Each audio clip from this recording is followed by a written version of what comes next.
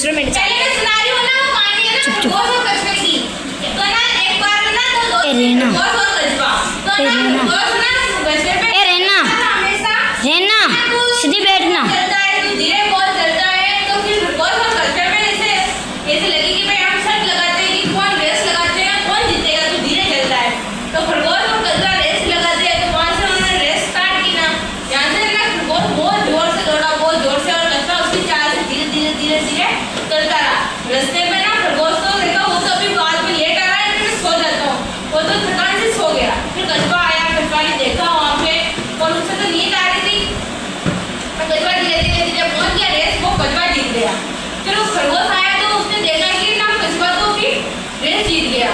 तो उसने कहा कि ना अब अपन को धीरे धीरे चलना चाहिए, अगर ना हर काम को धीरे धीरे दिमाग से करना चाहिए ना, तो हम जीत जाते हैं, और ना तेज तेज करते हैं तो हम जीतते नहीं है। ये हमें क्या शिक्षा मिलती है कि ना हमें हर काम को धीरे धीरे अच्छे से सोच समझ के करना चाहिए ना।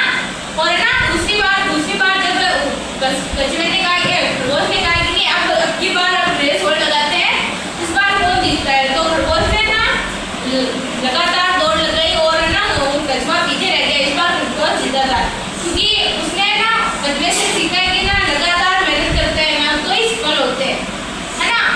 और फिर ऐसे ही करते उनकी दोस्ती बन गई। फिर उन्होंने कहा कि इस बार और रेस लगाते हैं। तो अब इस बार कछुए ने कहा कि मेरे हिसाब से रहेगा रास्ता। तो खरगोश ने पूछा कि अच्छा कौन सा, तो उसने नदी के बीच में वाला रास्ता रख दिया।